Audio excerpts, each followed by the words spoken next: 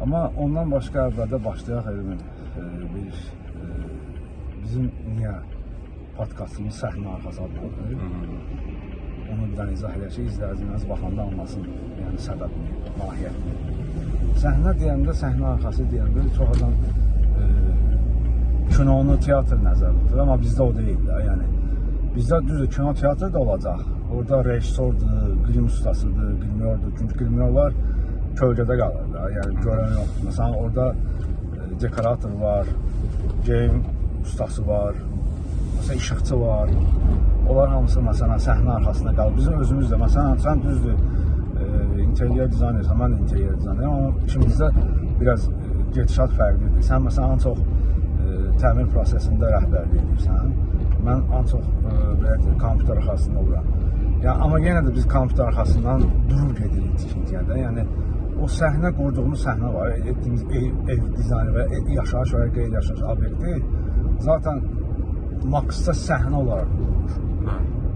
Və biz o səhnənin arxasında görünməyən tərəfik. Və bizdə ona görə səhnə arxası.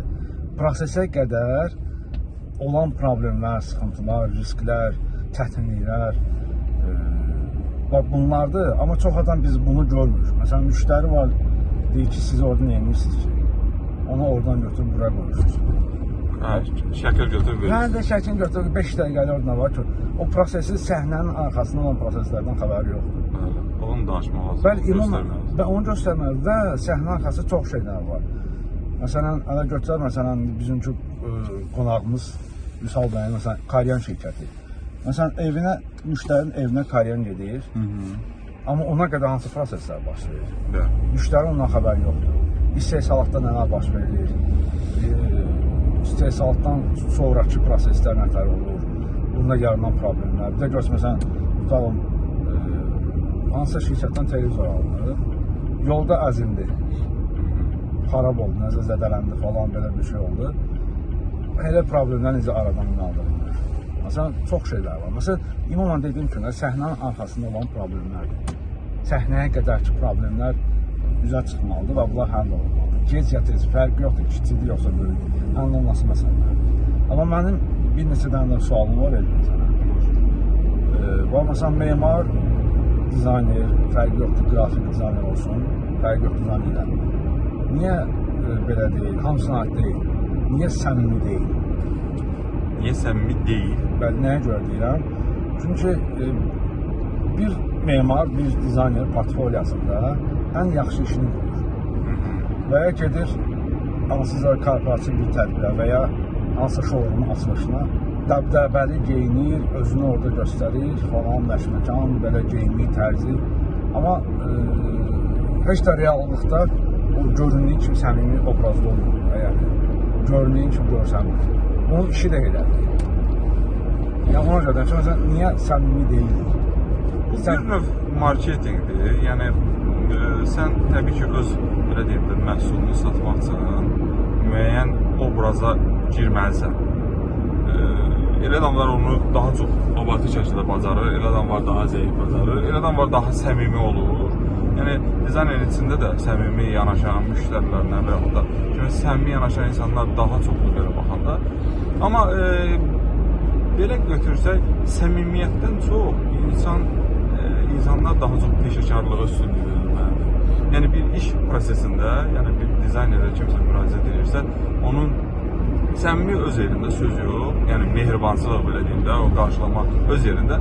Amma ondan sonraki məsələ ki, onun professionallığıdır. Yəni, sən professional olmayıb, orada səmimiyyət nə qədər yaratsan da, yenə də o sifariş eləsən də alınmayacaq.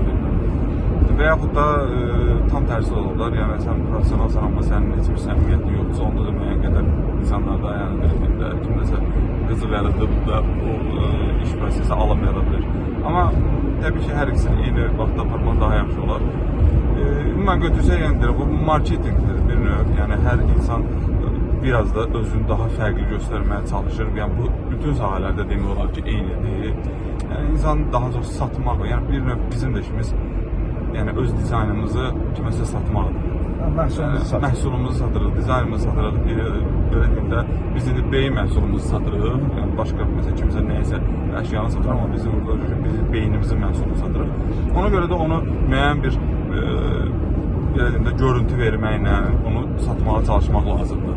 Əslində yəni düzgün bir addımdır. Yəni heç belə baxanda qeyri-səmimi görsənə bilər qıraqdan, amma məncə düzgün addımdır. Amma mən belə deyək də, tam olaraq razı deyirəm. Fikrini hörmətlə yanaşım, problemdir. Nəyə görə mən deyirəm? Burada daha çox egoizmdir, yəni ego var. Yəni mən başa düşdüm, marketing düzgün yanaşma olmalıdır. Yəni obraza girmək lazımdır. Yəni biz məsələn tutam ki, həyatımda mənə problemlər var, o problemlər, sıxıntılar mən işimə yansıtmamalıyım. Söhbəti o tamam ayrı, bəli, o ayrı bir mövzudur. Burada sadəcə olaraq yəni belədir, səmimiyyət gözəl bir şeydir, amma belə deyək də, yəni mən məsəl üçün belə deyək, konkret deyək. Art studiyası var, can studiyası var. Qıraqda kənarda məsələn kollektivlə, daha doğrusu kolleqalarla tədbirdə mehriban və gülərlidir, amma işə gələndə daha çox üzü sallanır, işçiyə biraz sərt danışır, məsafə saxlayır. Yəni bu qeyri-səmimilikdir də, belə yaxşı şey deyil. Yəni orada artıq məsəl üçün mən şu an ikimiz bir yerdə işləyirik də. Biz qıraqda necə isə məsələn dincəlməyə getmişik. Danışırıq, gülürük, əylənirik, rahatıq, tam rahatıq. Amma məsələn ofisə gələndə artıq razılaşmıram. Yəni işdir, dincəlmə, dostluq var. Xeyr. Mən məsələn üçün rahat oturmaq üçün, işdə rahat işləmək üçün mən nə edirəm? Səhər gəldim işə, ofisə daha doğrusu. Masanı təmizlədim, səliqəyə qoydum, çayımı süzdüm və ya kofemi süzdüm. Oturdum məsələn, caz musiqi qoydum, dinləndim, 5-10 dəqiqə biraz yorğunluğum çıxdı, beynim açıldı, işə başlaydım. Amma hansısa bir bunu şirkətdə eləsən, müddət deyəcək ki, sən bura dincəlməyə gəlmirsən. Amma o dediyim qeyri-səmimi insan var, işçidən elə rəhbər edir. Dizayn şirkətinin rəhbəri özü əgər dizaynerdirsə, yaxud da bu sahənin içində olan da adamdırsa özü. Çünki biz son vaxtlara görə demək olar ki, adamları çox rastlaşırıq da, yəni başqa bir sahənin adamları da amma götürürlər, dizayn şirkəti açırlar, işləyirlər. O sənin yanaşmanı təbii ki bilməyəcək, başa düşməyəcək. Amma bir dizayner rəhbər olaraq, yəni bir şirkət açdı işlətdiyi halda, o səni çox gözəl başa düşəcək. Çünki dizayner yanaşmasını o da bilir ki, yəni dizayn işi ümumiyyətlə sərbəst işdir. Yəni sən düşünmək üçün də sənin rahatçılıq olmalıdır, sən orada rahat işləmək üçün, yəni rahat mühit yaratmalısan özün üçün, rahat, yəni bu yaradıcılıq işdir də, yəni dizaynerdir, rəssamlıqla, bu yaradıcılıq işdir. Ola bilər ki, ümumiyyətlə bir gün ərzində var ki, düz indi bizə o şirkətlər ona çox razı olmazlar, amma olur ki, insan yəni bir gün ərzində demək olar ki, bir şey fikirləşməsə və yaxud da bir iqtisad ərzində bir qarşıya qoyduğun bir dizayn barədə nəsə fikirləşib ortaya çıxartmaya bilərsən. Amma yarım saat içində onu həll edə bilərsən ki, yəni o dəfələrlə özümüzün də başımıza gəlir. Ki, insan açmısan bu layihəni, oturmuşsan, fikirləşirsən, bir şey tapa bilmirsən. Həmin an, yəni belə deyim də, sənin beynin ona getmir, işləmir həmin anda. Amma bir müddət keçir, 2 saat, 3 saat, baxsan ki, yarım saat içində həll edirsən bütün məsələləri. Amma bir şey də var, məsələn, bu yaxınlarda mənim başıma gələn hadisədir. Sən vurğuladın ki, yəni bu hansısa studiyanın və ya inşaat memarlıq şirkətin rəhbəri bu sahənin içindən olmalıdır. Razıyam, tam şəkildə razıyam, amma belə bir məqamda oldu bir neçə gün mənə bax. Bizim məsələn art direktoru yaxınlaşdı bizə məsələn dedik işi haqqında danışanda. Mən dedim orada istifadə edən hamam aksesuarı idi, daha doğrusu keramikası idi. Dedim mən bu məhsulu tapmaq üçün biraz vaxtım gedəcək. Yəni araşdırmalıyam. Sən dedin? Bəli, yəni şirkətin saytına girməliyəm, o məhsulu orada tapmalıyam, bilməm stokda varmı, yoxmu, bu məqamlar önəmlidir axı. Yəni ona 4 dəqiqə, 5 dəqiqə vaxt getmir. Ortalama 15-20 dəqiqə vaxt gedir. Bu tək keramika aid deyil, bu hamamın aksesuarlarına da aiddir. Baxmalısın, şərt deyil olsun, amma stokda olub olmağı vacibdir. Və ya stokda yoxsa sifariş vermə. Sifariş verəndə nə qədər vaxta gələcək, qiymət, müştəri razıdırmı gözləməyə? Bunu mən artdirekt deyəndə də orada nə var ki, yəni nə axtarışında problem var ki? Belə bir sual verdi. Halbuki özü də neçə illərdir bu sahənin içindədir. Bu O əslində necədir? O prosesi başa düşür, bilir. Yəni əgər sən bu sahənin içində olsa, o prosesi bilir, sadəcə onu qəbul eləmir. Yəni o sahibkar vəziyyətinə keçib, yəni iş rejimindən, işçi halından yəqin ki, sahibkar deyil. Sadəcə aktivdir. Yəni yəqin ki, biraz vəzifə dəyişikliyi olub, biraz fərqli fikirləşir də. Şişir də, yəni belə deyək. Yəni elə qədər. Yəni o yanaşması biraz fərqli. Yəni təbii ki, prosesi bilən adam bilir ki, hə bu materialdır, falandır, bunu axtarmaq lazımdır. Yəni sən başdan kimi işləyə bilmərsən ki, material tapmalısan. Bu baxmalısan ki, material varmı, yoxmu? Yoxsa elə işləyim verim sabahlarda olmayan sonra hə müştəri bəs. Çünki bizim çətin məqamlardan biri də budur. Amma ona sən bayaqları bu sözün davamı, bu mövzunun davamı olaraq bir dənə əlavə sual vereyim. Niyə görə tutalım bir mühasib gəlib dizayn stüdiyasına rəhbər olmalıdır? Mən başa düşdüm, konfor zonadan çıxmaq lazımdır.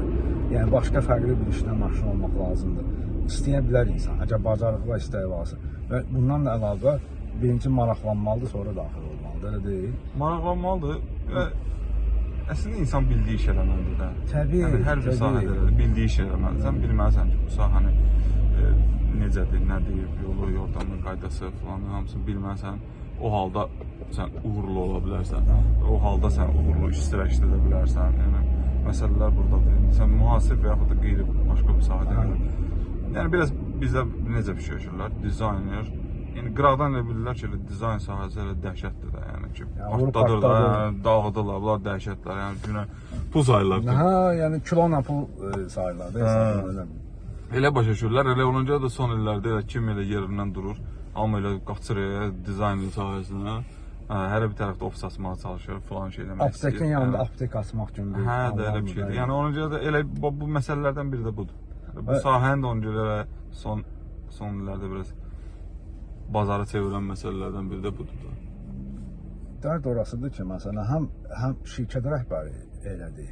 Yəni başqa ticarətdən gəlir, bu da biznesdir də, yəni dediyimiz kimi. Amma məsələn, biznesin başqa sahəsindən gəlir, birbaşa bu sahəyə. O da problemdir. Və bir də problemdir nə? Yeni bu sahəyə gələn insandır. Sadəcə o deyir ki, bu sahədə sən demişəm, pul var. Gedim orada özümü sınayım. Səndə bu qabiliyyət var ya, yox. Məndə məsələn, uşaq vaxtı orta siniflərdə rəssamlıqla məşğul olmuşam. Düz ən qabiliyyətim o qədər də güclü olmuyor. Mən düz rəssam saymıram özümü. Çünki baxmayaraq ki, 4 ilə yaxın rəssamla məşğul olmuşam. Məndə sadəcə özün işlərimdə bəlkə də hiss eləmirsən çox görmək ki, yəni işıqlanmadır, rəng tonlardır falan. Bunlarla çox həssas işləyirəm, rahat işləyirəm. Mən bilmirəm, mənim işimin, bugünkü işimin başlanğıcı oradan gəlir. Mən ali təhsilin riyaziyyat müəllimiyəm, ixtisasçıyam. Bizdə yönlənmə o vaxt mən təhsil alan dönəmlərdə seçim az idi. Bəlkə də məsələn o dönəmlərdə dizayn sahəsini inkişaf edəsəydi, mən çox böyük ehtimal ki, bu sahəni də alda yiyəcəkdim. Axın qabağın da alda olmur, mümkün də deyil. Onda deyirdilər ki, pul yoxdur da. Ha, pulu yoxdur. Ümumiyyətlə bu sahə yox idi. Var idi, yox. 90'larda bu sahə yox idi.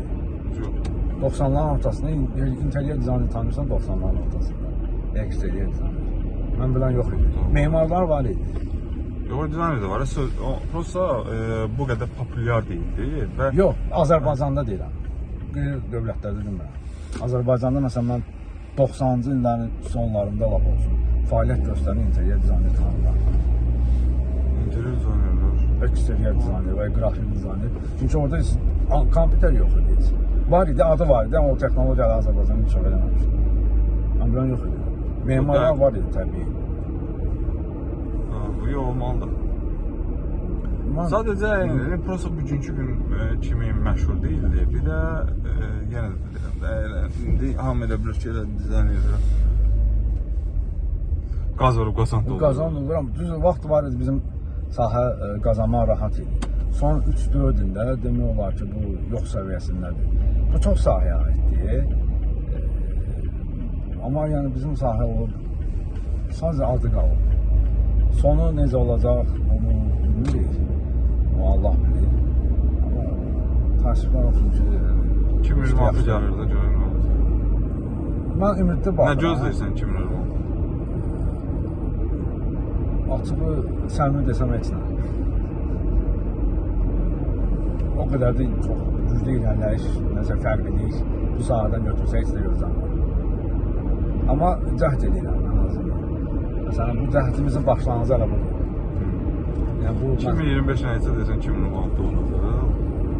İrəliləyiş görmürəm, amma irəliləmək üçün də, yenilik üçün də nəsə eləyirik. Və bizim də əsas podkastımızın səbəbi budur. Bəli. Yaratmağımızın, açmağımızın, danışmağımızın səbəbi də elə budur. Belə ümumi götürsək, Bakıda yəni son illərdə yeniliklər daha çoxdur. Yəni əvvəlki nisbətən 2010-cu ildən işləyirəm də, yəni 15 ildir belə. 15 il ərzində gördüyümüz məsələlər, məsələn, əvvəllər daha çətin idi işləmək, nə bir arada işləmək çətin idi. Nəsə işləyirdin, amma demək olar ki, onu reallaşdıranda çətinlik çəkirdim, çünki heç nə yox idi demək olar ki. Yəni heç nə yox idi, həqiqətən deyirsən, baxırdın Türkiyə, Rusiya falan, hər bir şey var idi. Bizdə amma, yəni adi, xırda bir şeyləri, spot belə, yəni ancaq kim, hansısa, nə bilim, haralarda istifadə olunan spotlar. Yəni belə də, yəni bazar söhbətinə uyğun şeylər gətirilirdi daha çox. Yəni dizaynerlərin istifadə elədiyi spot falan belə şeylər çox az hallarda gətirilirdi. İndi şükür ki, yəni o şeylər müəyyən qədər həll olunur və daha rahat tapmaq olur. Nəyisə verəndə onu reallaşdırmaq daha belə deyim də demək olar ki, %100-dür. Tam razıyam. Hə, onu da reallaşdırırsan. İndi təbii ki, orada məsələ də nə durur? Sən verəndə, ümumiyyətlə dizayn işləyəndə gərək nəzərə alasan ki, falan şeylər burada var yoxsa yoxdur. Və beləliklə biz gəldik, çatdıq. Podkastımızı çəkəcəyimiz yerə. Söndürə bilərik artıq, dayanmalıyıq. Oldu, hələlik. Sağ ol, görüşərik.